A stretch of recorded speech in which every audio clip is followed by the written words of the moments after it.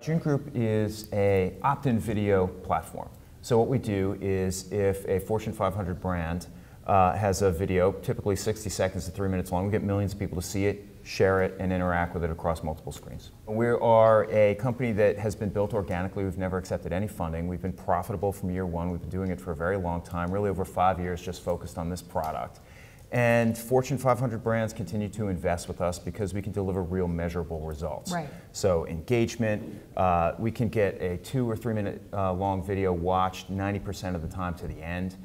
We can target very carefully by age, by gender, even by interest. We do a lot of work, for instance, in the pet industry. We can get just cat owners to watch, or in the auto industry, just auto intenders who are in the market to buy a car in the next 6 months. Let's talk about that a little bit more, because we were discussing, I think, one of the first evening here, you were telling me a little bit about how some of your clients were so incredibly, they found pre-disclosed target audiences or self-proclaimed target audiences so highly valuable, and they were willing to pay premiums, right. Which to me was quite interesting, because performance-driven media acquisition is something we sort of all talked about, but is really hard to plan and buy around. Right. And you're actually doing it, so I would love to hear more. We do it. You know, our clients want a couple of things from us. They want scale, they want price, and they want target.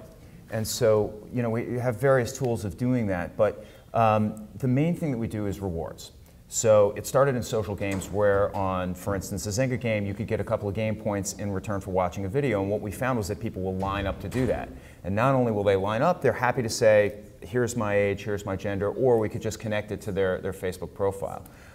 So what's happened is that theme of rewards has gone out into all kinds of different publishers now. So it's ad-free entertainment. It is access to previously gated content. The concept of a reward is fairly broad, and we let each publisher that joins us determine what the reward is that's best for them. So we actually serve 3 constituencies. 1 is the user, 2 is the brand, and 3 is the publisher, in no particular order because they're all critical. So for publishers, not only do we give them very high payouts for this video, it's very high net effective CPM, much higher than other forms of advertising. Their users, actually 65% of our users say they stay longer on a publisher site after watching the ad because they've gotten some sort of, you know, gateway drug into whatever that publisher's offering. Wow, that's an interesting analogy. We may run with that afterwards with cocktails. What incentives work? I mean, obviously, because you're sort of taking the holistic view of it. You're seeing what incentives work, what really is motivating audiences, not just to watch the video for that binary sort of transaction in some respects, but actually then to share it and to make it more dynamic and a conversation with the brand. Right. So the sharing part of it, or the click to a website, or download a coupon or recipe, whatever it is, that's all up to the user. But the interesting thing is the rewarded users, after they've gotten the reward, typically, on average, 5% of them will take an action afterwards, just because they've had a good experience. There's nothing in it for them. So that's one of the most powerful things when you target someone properly, and when a user enters into this sort of contract, you're sort of opening up the ad mechanism to the user and saying, okay, listen, you're going to watch an ad, and we're not talking about native content, which is necessarily more entertaining or created to live, you know, in an editorial environment. This is an ad, and we don't make value judgments about our clients' ads. Sometimes they're terrific, sometimes we don't think they're terrific, but if you target them well and you're honest with the user, and we feel this is the most respectful way to bring an advertising message to a user, they have this unbelievable capacity to spend time and to be open to a brand, and most of the time they have a great experience. David, how do you feel as a publisher about, you know, one, the value judgment of the quality of the video ad, right? Because this is much more subjective than display. And also, you know, the idea of incentivizing consumption of advertising on your, you know, kind of real estate. Yeah.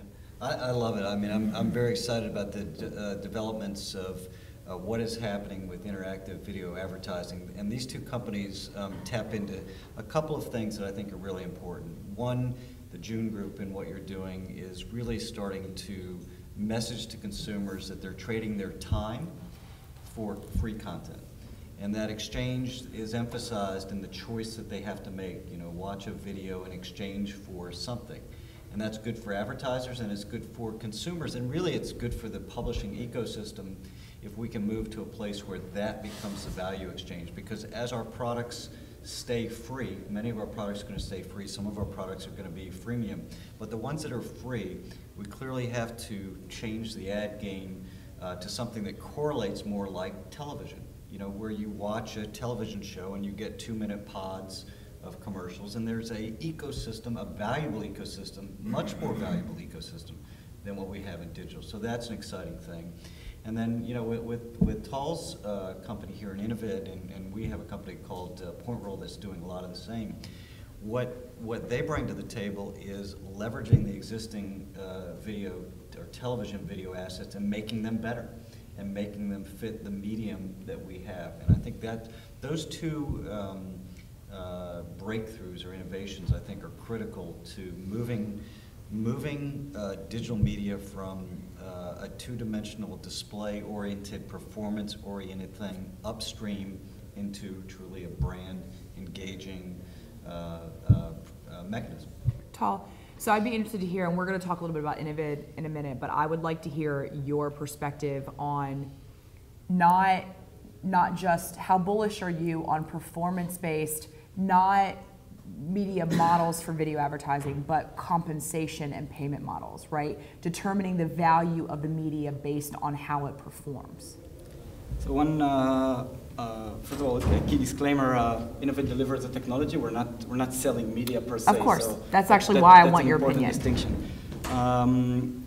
One thing that we're constantly seeing, and we're seeing more and more brands taking advantage or kind of judging the technology or leveraging the technology, is by the earned media and the time spent. So we see that thanks to the interactivity, people consumers are tapping into and clicking the ad and spending more time.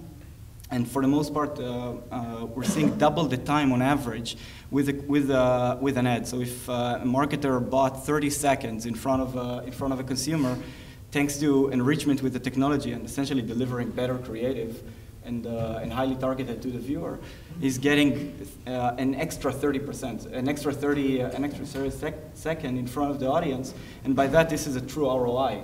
So I bought 30 seconds and I got double the time just by using of the technology. Yeah. So we're seeing more and more marketers using that as a success factor for their media buy, for their targeting, and for the use of the technology. If I can add, there's an important nuance there to that extra 30 seconds, which shouldn't be lost, which is that the user stays within the experience that they were in. They don't jump off to another site. And I think to the extent that one of the biggest problems with display as an ad currency is that the value prop is associated with someone taking an action that takes them somewhere else out of the flow. Right. And more we're seeing some of these technological solutions, and we're building a lot of these ads that are essentially trying to bring into the ad experience what these other brands have created off-site.